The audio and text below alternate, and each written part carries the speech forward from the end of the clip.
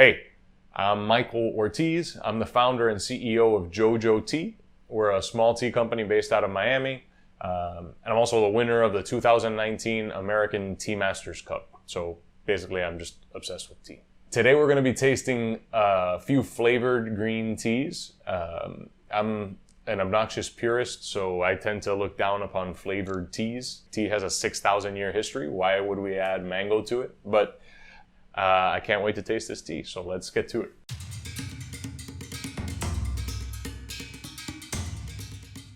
All right, so we're ready to taste. I was instructed to go from right to left.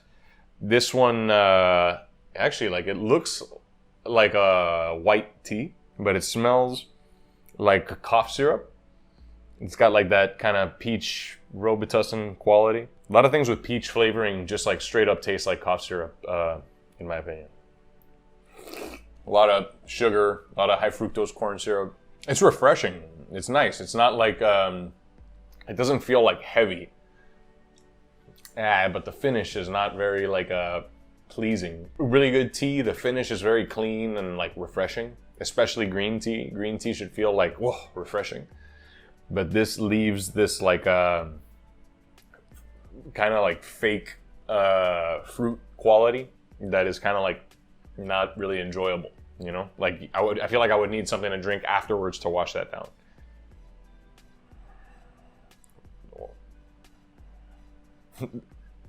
This one smells more like Robitussin.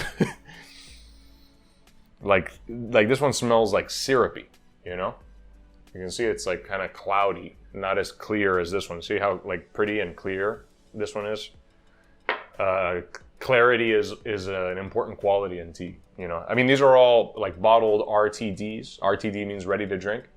So using like standard tea evaluation doesn't make sense for this. I'm gonna shut up and taste this. Like that tastes like fruit punch, like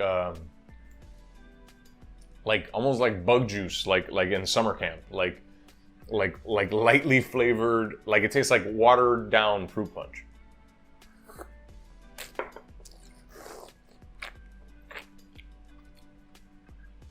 Yeah, like I feel like if this flavor was more concentrated, it would make a really tasty cocktail, because it's like the flavor is so strong that it needs like liquor and citrus to cut it. It's like more of a soft drink than a tea. Like if you drink this and tell yourself, oh, I'm drinking green tea. If you're looking to gather all of the benefits of drinking tea, don't believe that you're getting that by drinking this stuff, because it's not gonna happen.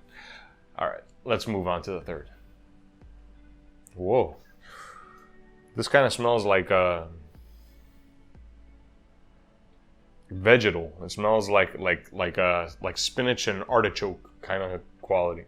It tastes like it's the least flavored of all of them, and it's got like the most, because of that vegetal quality. This one, it feels like it's the most kind of like green tea. It's the one that tastes most like a green tea and least like a flavored soft drink. There's definitely some flavoring in it, but it feels almost like lemongrass, like a really light citrus flavoring. Actually, yeah, there's something in there. Maybe like pear kind of action, like that, like soft stone fruit. I'm gonna rate these not from the perspective of like which one tastes the most like green tea. I'm just gonna rate them from the perspective of like which ones I would enjoy drinking the most. The first one that I would choose is this one.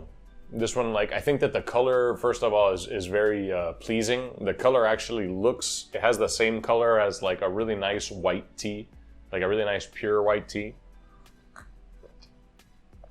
Like the sweetness of it is a very even experience, you know? The flavor kind of like attacks very slowly, then it expresses itself fully, and then it comes away slowly. It does leave that little bit of like an unpleasant kind of like a syrupy fruit quality, but I think that overall its flavor profile is like easily enjoyable, you know, and it's refreshing and easy to drink.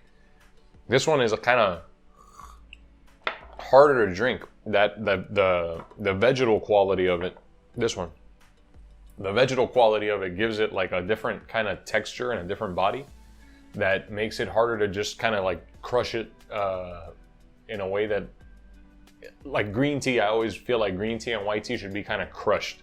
Should be drank in like big mouthfuls and big gulps, and like especially in the summer, you know, they're really refreshing, and you want to drink a lot of it because the caffeine in green tea and white tea won't be released into your bloodstream for about 2 hours after you drink it. So it's a good idea to drink a lot of it during the summer. It's refreshing and it'll keep on feeding you caffeine as the day goes. Both of these I think are like kind of hard to drink in big mouthfeels and big mouthfuls, and like they're harder to crush. But if I were to rate them, this would be number 1, this would be number 2, and this would be number 3. That one, like the flavor is way too strong. As soon as you drink it, it kind of like kicks you in the face. That undesirable flavor that this one like kind of leaves on the palate is much stronger and more present with this one. So I would say number 1, this is actually pretty decent. I might find myself hypothetically having a little bit of this again in my life. Probably will never drink these again. Well, what can I say? We got Gold Peak green tea with real sugar, naturally flavored with other natural flavors. Naturally flavored with other natural flavors. So, in case you were wondering, it is naturally flavored. And in case you were wondering with what it was naturally flavored, it's naturally flavored with natural flavors, naturally. We've got brewed tea, sugar, natural flavors, citric acid, ascorbic acid. So I wonder what natural flavors are in there. Like I get a peach note, but it's impossible to know. Gold Peak usually, like, they put together a pretty like clean tasting product as far as their bottled ready to drinks go. I mean, which is I think the only thing that they do. So I can't say I'm surprised that I picked it. They have a pretty solid product. Then I picked number 2. Oh, is the folks at Coca-Cola.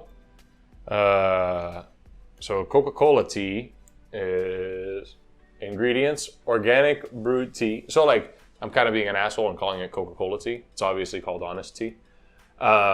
But they sold to Coca-Cola, so it's practically Coca-Cola tea. No.